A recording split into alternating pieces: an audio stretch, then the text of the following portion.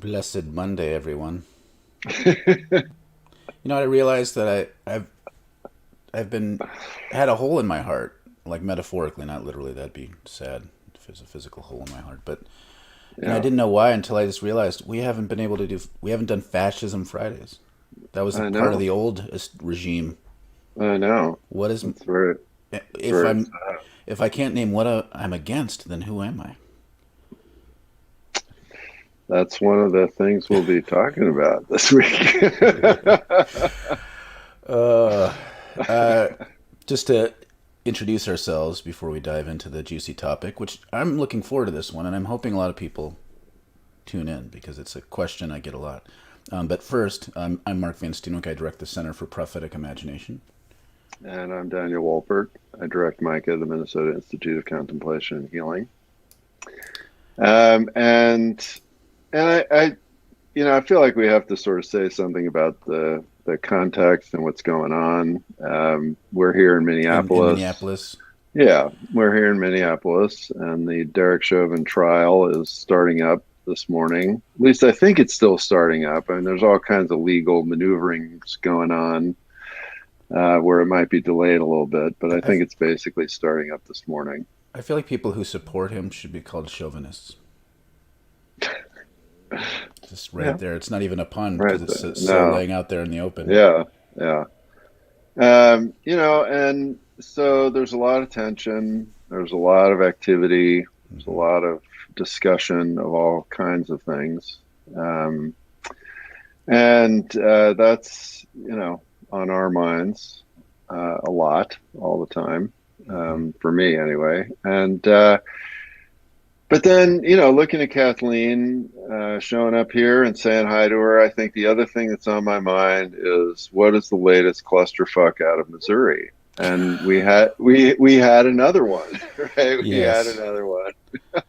So I just have to say something about this, this pastor that gets up there and honestly is not like the best looking guy in the world.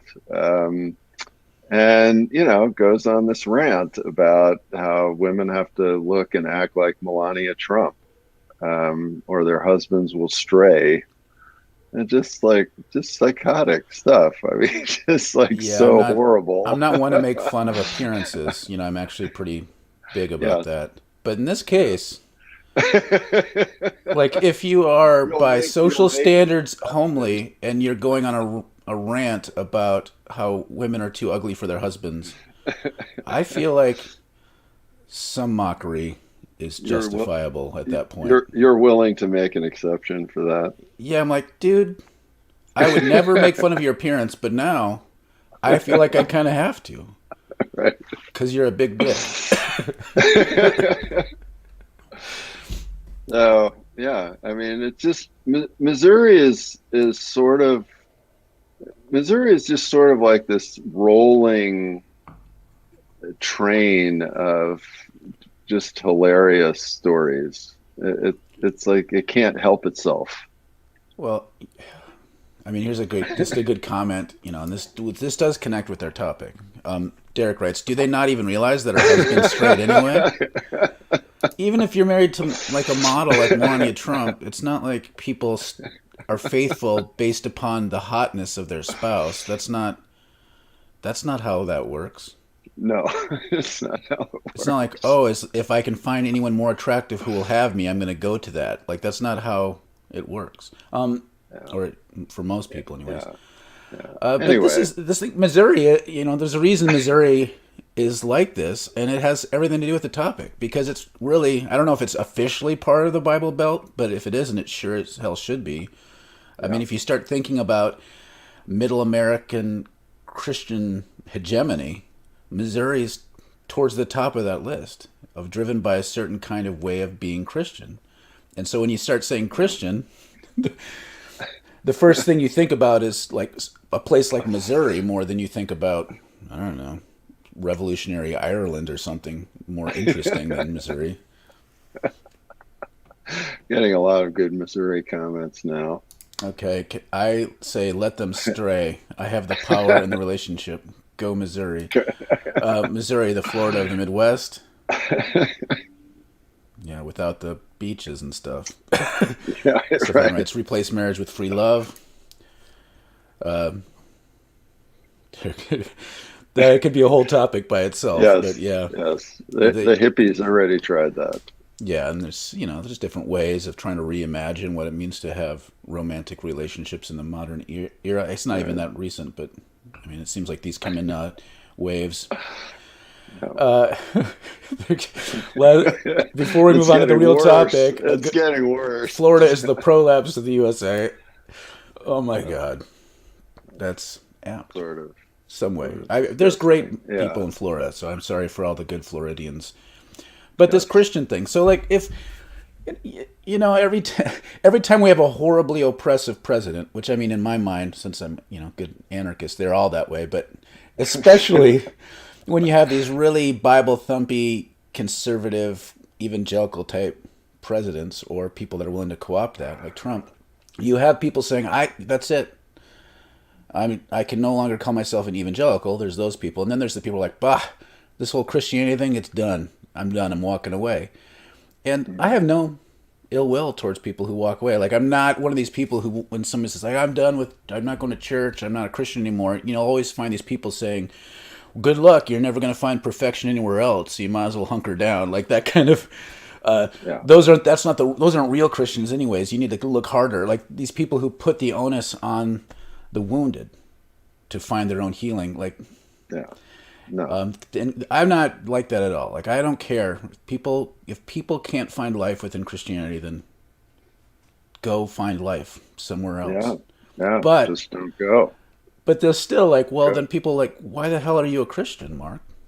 Dan, why are you a Christian? Like you've studied religions. You know how this is. You're Mhm. adept at pluralism. Why the hell, with everything that Christianity has come to mean, would you call yourself a Christian, Dan? What's the point? Yeah, and what's interesting about that label as an identity Hmm. is that I really don't think of myself that way, right? So, which maybe seems weird or odd to people, but so my personal journey with this, right, is that I grew up in so I my family background is in Judaism, and I grew up in a very, I would say, secular but culturally Jewish household, and and had some exposure to Judaism as a religion, I would say, and and a lot of it was great. A lot of the religious stuff, in terms of the image of God that was being portrayed, I really had a problem with, and didn't really like. Um, and So then I discovered the contemplative life and the spiritual life, and that I was incredibly interested Hmm. in. And I initially contacted that through Buddhism, and uh, wanted to learn a lot about that, wanted to practice. And as I got involved in these different Buddhist communities very intensely, and was, really doing the meditation practice thing, I was never interested in Buddhism as a religion. And in fact, one of my teachers, Tartang Tulku, he was pretty adamant about the fact that he wasn't really all that interested in Westerners becoming Buddhist. I think I mentioned this before on this, because he just said, this is not your lineage. This is not your tradition.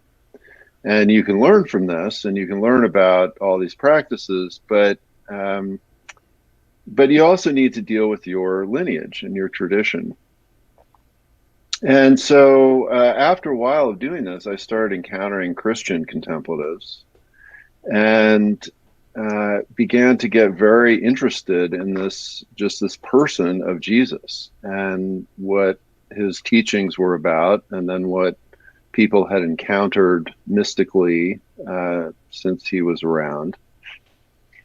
And so, to me, when I read the Gospels, let's say, I don't hear Christianity. I mean, I hear Judaism. Hmm. And and to me, I think historically speaking, Christianity is actually a total misread of what Jesus was up to. I would describe it much more as being about, everybody becoming Jewish rather than starting a new religion. Um, but I mean, be that as it may, to me, what resonates is that this is my lineage. I mean, this literally is my ancestry.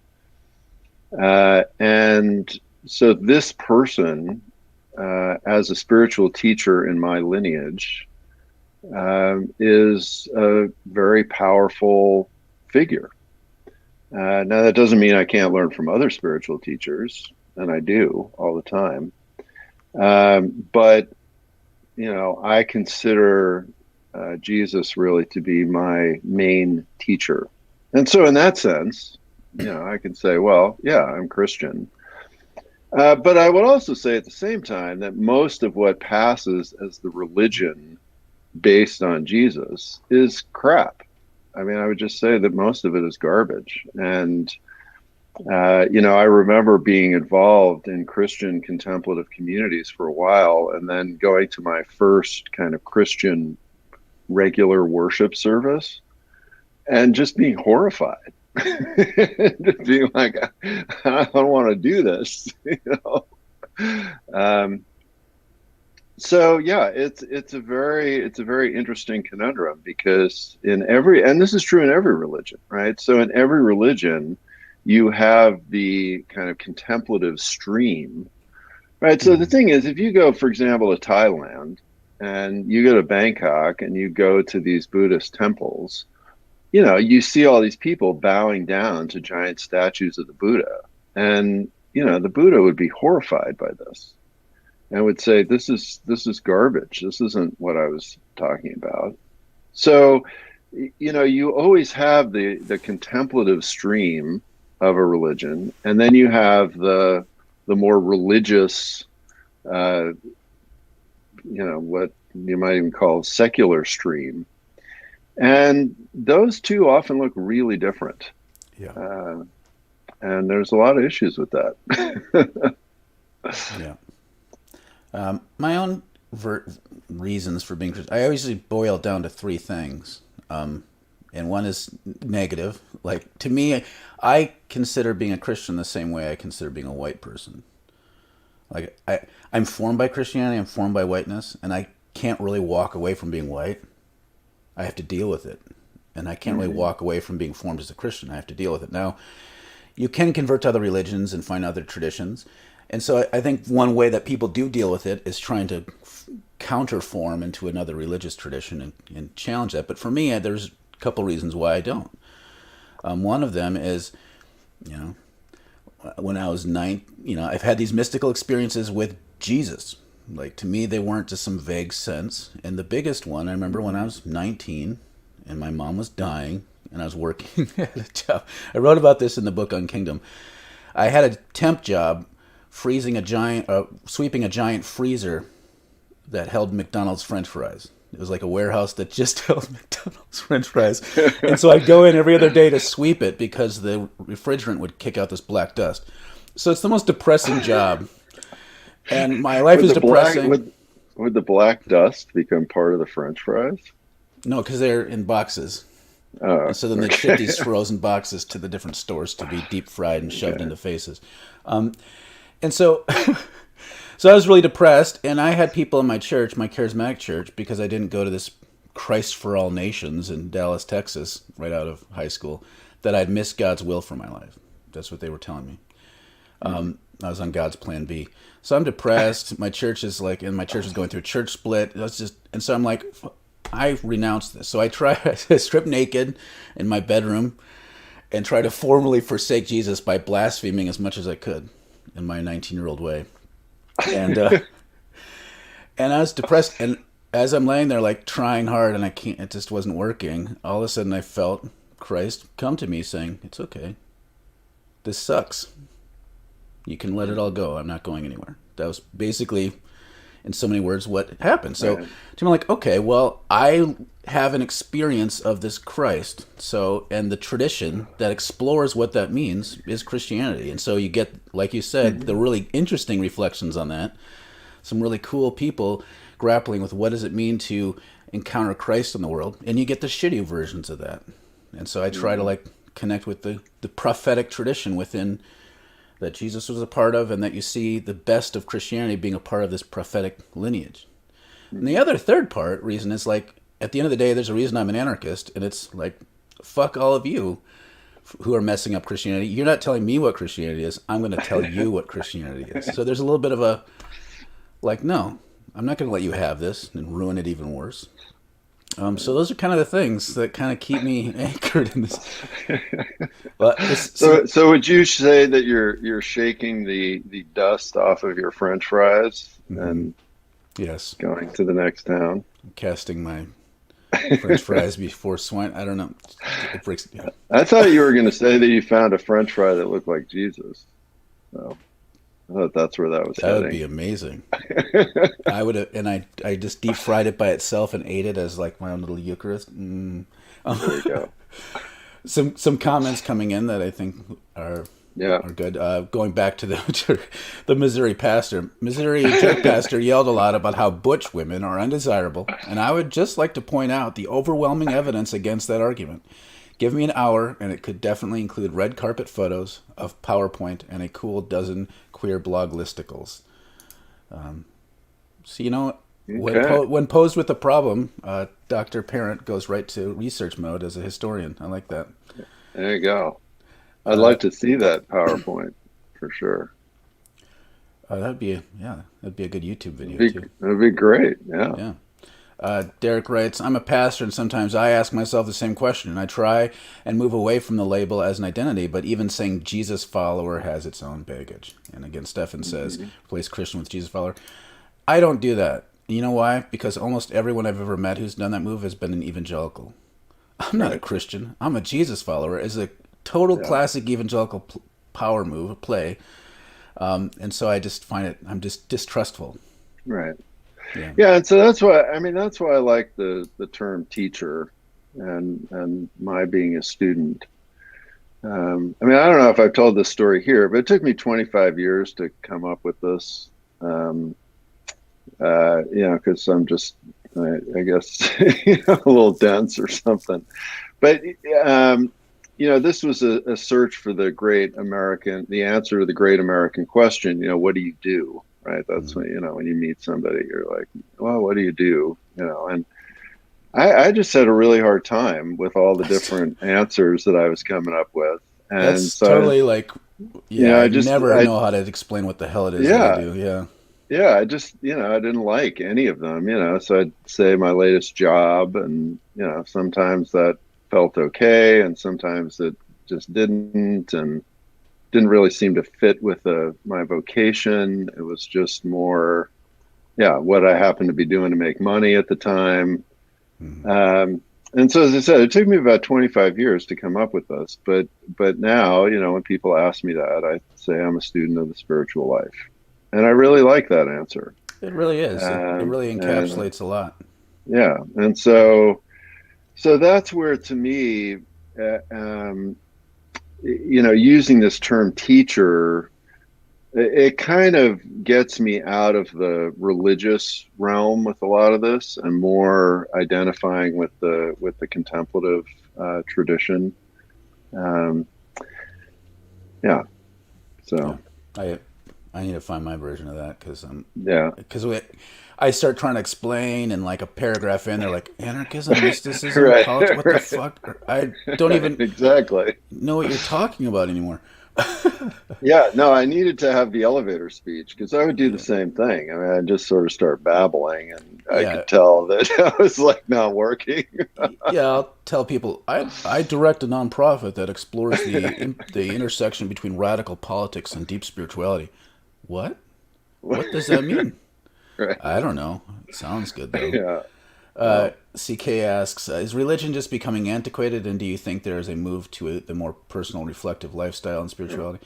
yeah. I mean, there's that trend, but I don't think religion's going anywhere. And to me, I mention this all the time. Talal Assad, great scholar, talks about how, and Richard Horsley, a bunch of scholars talk about, like, we might think that religion is being bracketed into a smaller category of spirituality, but then it's being displaced by civil religion, because these structures of people Mhm. collectively orienting towards the ultimate good or their ultimate values and creating rituals and systems to reinforce that. I mean, that's what religion is. And so I don't see that Mhm. going anywhere. But there is a trend towards more of a Yeah, personal spirituality. But we've had that lots of that trend has come and gone yeah, forever.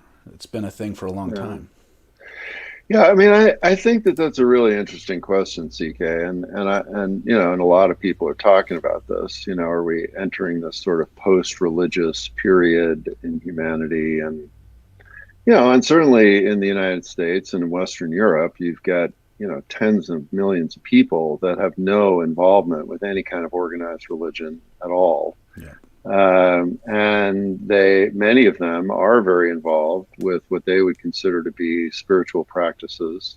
Hmm. For a long time, I mean, late in the 20th century, in the 90s and late 80s and 90s, I mean, I was saying that interreligious issues are going to be sort of the theological issue of the 21st century. And as we're going through the 21st century, I feel like that's very, very, I mean, I still would believe that. And so, I don't know if it's so much of religion being antiquated. Again, if religion is a set of kind of ceremonies and teachings and a way that people organize their lives around greater questions.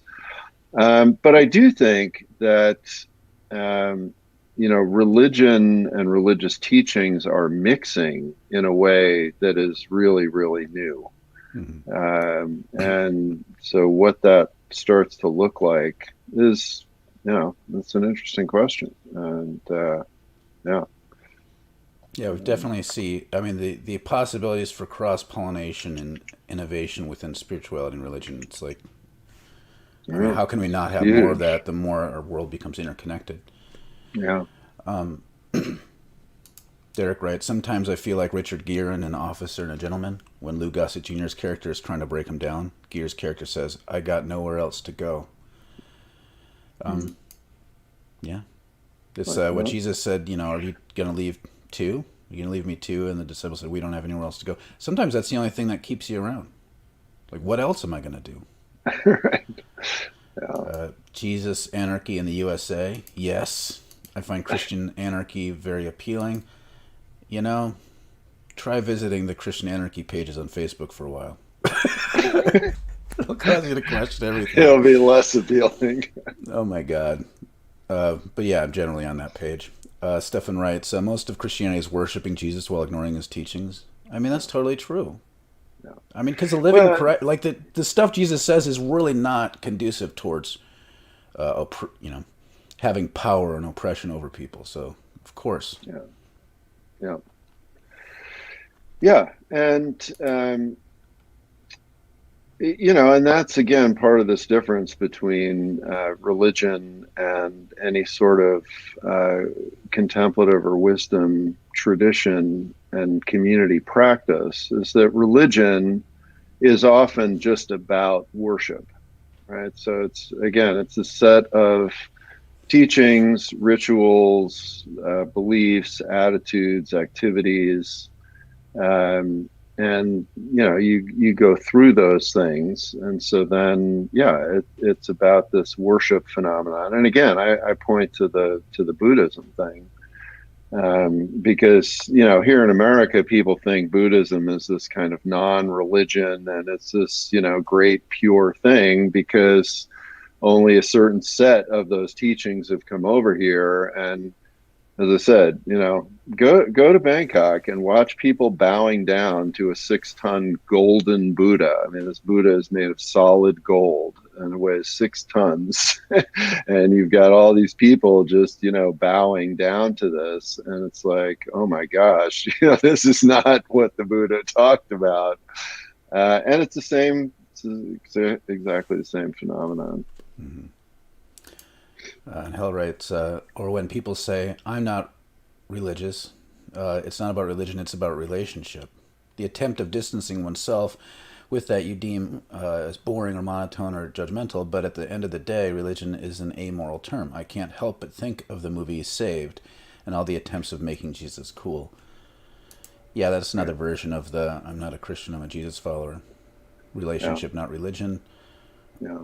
I mean, that was part of the thing that did it for me, is I kept hearing everyone around me saying it's about a personal relationship with Jesus, and I'd had these mystical experiences, um, in the in the proper mystical sense of like union and connection, instead of fervored kind of experiences where you just feel weepy for Jesus. I've had those Mhm. too, but I said, well, how do you do that? And they'd say, read the Bible and pray. I'm like, that doesn't sound like a relationship to me. And so there's a little bit of a bait and switch that happens Mhm. within Yeah. evangelical spaces.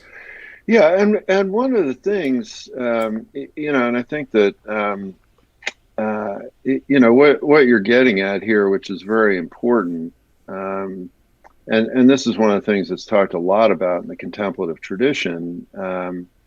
And Chogyam Trungpa was another one of my Buddhist teachers, and a very problematic person in a lot of ways, but wrote a great book called Cutting Through Spiritual Materialism, where he talks about the supermarket shopping of religion. And this phenomenon of, yeah, when you encounter something in your religion that you don't like, you Mm-hmm. just chuck it and you just go on to something else, right? Now again, the caveat that Mark started with is super important. I mean, if you've been abused by your religion, chuck it. Fine. Do what you need to do, Do and whatever you need to do to heal and to work with that, and that's super, super important. So that's not what we're talking about here. But and we see this all the time with the teachings of Jesus, right? I mean, people who identify as Christians, who see themselves as very, righteous, healthy Christians, they'll encounter something that Jesus says in the Bible that's hard, and they're just like, well, forget that. I just don't need to do that, right? And that's the thing that all of us have, in terms of our ego selves and the struggle that we have with community, with society, with any set of spiritual religious teachings and practice. There are things we bump up against that we don't like. And so, the temptation is to get rid of that or to ignore it.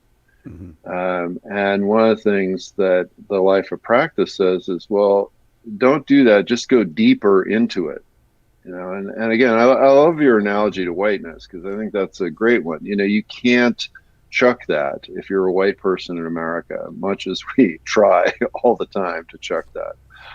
And so, can we go deeper into what that means and how that has formed us and damaged us Mm-hmm. to find liberation? Um, and Yeah. but that's a tension that's constantly there. In whiteness, Christianity, it's not one-to-one analogy, but there's a lot of overlap, because part of the task of grappling with your whiteness is, the term whiteness is generally bad, but there's some good pieces in there. Like if you're, if my great grandfather came over from Ireland, that's part of the white story, even though Ireland isn't white. Like Ireland is Irish, and it got sucked into whiteness. And so there's little seeds for great things in there in the midst of it all, and you have to sort through Mhm. and discern and find which things to put away, and it's a lifelong process. And to me, that's the relationship I have with Christianity. Is like, and even the best Mhm. figures, like you mentioned one of your teachers who was problematic, and you've talked about him before. Saint Francis was problematic, not in the same ways, but he could be Mhm. abusive. But does Mhm. so like there's a lot of sorting that goes on, Mhm. and I'm just gonna stick around with Christianity because there's too much that's in it that's important to me. Uh, Derek writes, I still find Walter Wink very helpful in understanding these systems, which take on a life of their own. Yes, Mhm. Walter Wink, Yeah. William Stringfellow, talks about similar things with principalities and powers. Good stuff.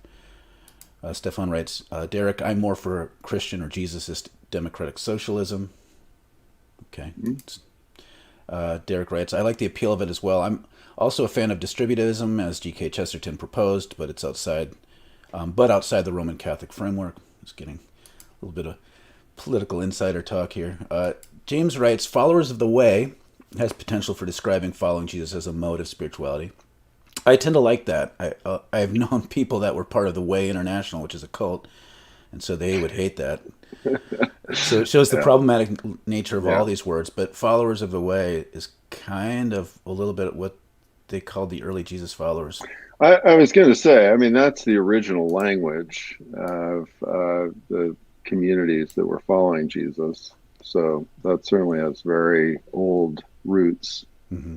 Um, and it's interesting to note from a historical point of view, and this always happens at the beginning of these kinds of movements.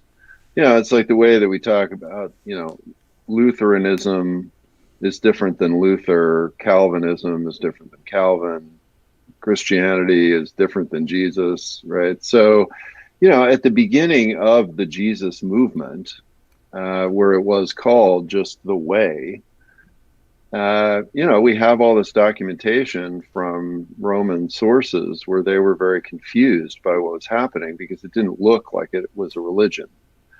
Right. And so, again, this was the same thing with the Buddha, and it took a long time for it to become Buddhism. I mean, there were just these students of the Buddha, and they were trying to do this. And, then over time, these things get kind of ossified or institutionalized. And, then all the things happen at that point. Mm-hmm. Derek writes, a heavy-duty relationship is much more complicated than evangelicalism talks about. It's about a relationship with God and a responsible, caring, serving relationship with our fellow human beings. It's not an either-or false dichotomy. We're getting past time, so I'm going to blaze through some of these comments. CK asked, Dan, did it affect you in a negative way when your teacher told you Buddhism wasn't for you? Well, no, not at all. I mean, it was actually very affirming because I said I never had any interest in Buddhism as a religion. I mean, I didn't want to become a Buddhist. I just wanted to learn about meditation. Which is, if you read some of the stuff that, the Buddha taught, Yeah, it's all these very practical approaches to different forms of meditation and right. ways, things to contemplate, which I find powerful. Hmm. And I wish there was more of that in the New Testament, because there's not a lot of it in the New Testament. The Lord's Prayer is not a really great way of figuring out different forms of meditation. Jesus doesn't teach a lot about that. Jesus writes, so the etymological root of the word religion, and it's a Latin word religare, which means to bind, which I think touches a core part of what it really is to be religious. And for me, also a reason why I consider myself not only spiritual, but also religious. To bind yourself to a certain path. For me, the word religion definitely does not necessarily imply dogmatically following authorities, but it does imply a commitment to a certain path, generally including a certain moral code. I'm with you, Juice. Yeah, When people would say I'm spiritual, not religious, I would sometimes say, well, I'm religious and not spiritual, but that's not true. I'm both. Because it is binding yourself to a community instead of practices. yeah, Institutionalized religion is another thing, and organized religion but religion, I think, is almost inescapable anytime you have people doing stuff together out of a set of commitments. Gus, all right. A Gus, few more comments because we do have day two, so we can yeah. come back to a lot of these things. Gus writes, one of the things that keeps me in the Jesus tradition is already feeling unmoored. If I let go of the last vestiges of Christianity, I feel like I'd have even less tools available to me to help me evaluate decisions as ethical. The tradition at least has some tools. Mm-hmm. Yeah. Gus writes, this was good for me today. I've been feeling very isolated because of all of this. Yeah, I feel that. Yeah, yeah, Derek points out that labels change over time. That's the thing. Language. Everyone wants to come up with yeah. a new term for everything, but then, in 3 years, that term will become problematic. Language is very fluid and frustrating. Tim writes, love worshiping Jesus, but ignoring his teachings. True.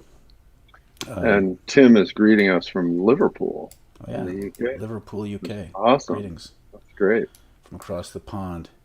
Catherine writes, I'm interested in the tension of what to do with our religious tools for those of us who don't want to practice exactly the way we were taught and or in ways many in that tradition don't recognize as legitimate? I mean, that's a great question. The idea Hmm. that I do have to relate to my history and identity, but don't have to practice a certain way, is still hard for me to remember, having been formed by a more rules-based view than what it means to be a Christian.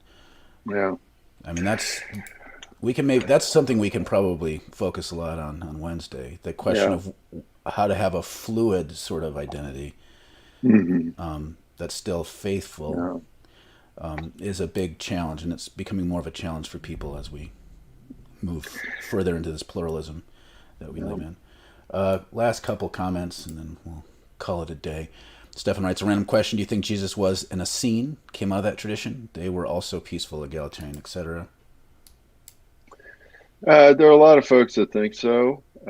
John the Baptist definitely seems to have come out of that tradition. Um, this is one of the things that, again, most people don't even realize. So in Jesus's time, like this is why the word Jewish is so problematic, particularly the way it's used and translated into English in John's Gospel.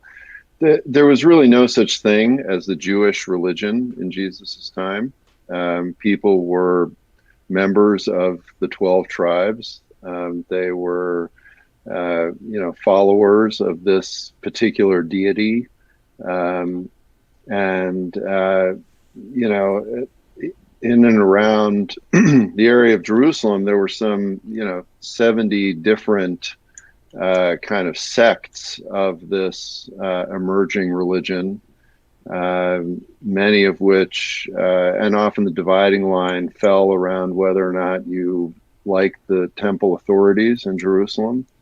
So again, Judaism wasn't a synagogue-based religion at this time, No. and so yeah, I mean, there were a lot of these folks that were kind of non-temple followers, and it does seem pretty clear that whether or not he personally came out of that or just took on that stance. I mean, Jesus was definitely articulating a lot of that negativity in his teachings.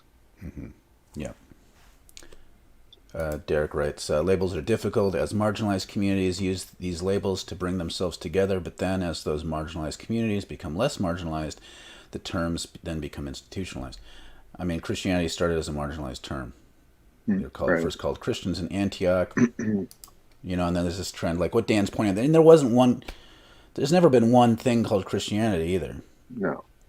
Even in the beginning, there were various approaches to the way, and then of Right. course, this to me, this impulse to centralize and codify everything is problematic to begin with. It's like most of there's no such thing as Hinduism as one thing. There wasn't one thing called Right. Judaism as one thing. And this impulse to somehow name everything as one thing sounds kind of nice and unifying, but it's usually coercive and centralizing in an unhealthy way. Mm-hmm. Yeah. Yeah. All right, great. Well, wonderful to be with all of you. Thanks for all the great comments and reflections, Mm-hmm. and we'll be back on Wednesday for more. See you Wednesday, everybody. Bye.